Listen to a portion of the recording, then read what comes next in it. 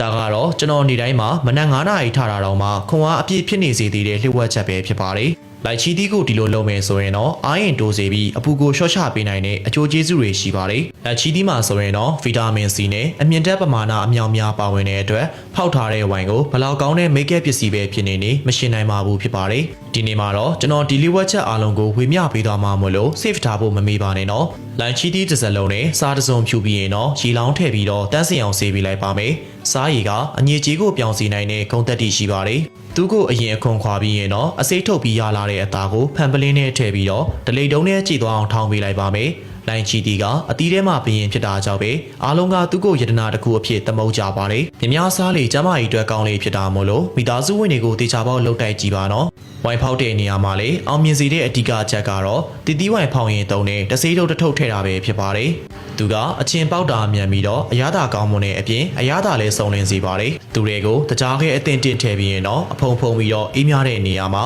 3 ရက်လောက်အချင်းဖောက်ပေးထားလိုက်ရင်တော့အဖက်တွေပေါ်လာပြီးအရည်တွေလည်းအများကြီးထွက်လာတာမြင်ရပါလိမ့်မယ်။အဲ့လို့ဆိုရင်တော့အချင်းဖောက်တာအောင်မြင်ပါပြီ။အဖက်တွေကိုစကားနဲ့စစ်ထုတ်ပြီးရင်တော့ဝိုင်းတွေကိုပလင်းနဲ့ပြန်ထည့်ပြီး4 ရက်လောက်ထက်အချင်းဖောက်ပေးလိုက်ရင်တော့ရပါပြီ။ဒီလိုမျိုးဖောက်ထားတဲ့လိုင်ချီတီဝိုင်ကဗီတာမင် B နဲ့အမိုင်နိုအက်ဆစ်လိုမျိုးအာဟာရဓာတ်တွေအပြည့်အဝပါဝင်ပြီးတော့ဝိုင်ကတိတ်မပြင်းမဲ့ချုံမွေးတဲ့အပြင်အရေကကြည်လင်ပြီးအဖုံးဖွင့်လိုက်တာနဲ့လိုင်ချီတီရနံ့ရောရှန်နေတဲ့ဝိုင်ရဲ့တင်ရနံ့ကို10 မိုင်ကွာကနေတောင်ရနေနိုင်မှာဖြစ်ပါတယ်။ဒီနီလန်းကိုသာလှုပ်တက်သွားပြီဆိုရင်တော့တတိဝိုင်အမျိုးမျိုးကိုလှုပ်တက်သွားမှာဖြစ်ပါတယ်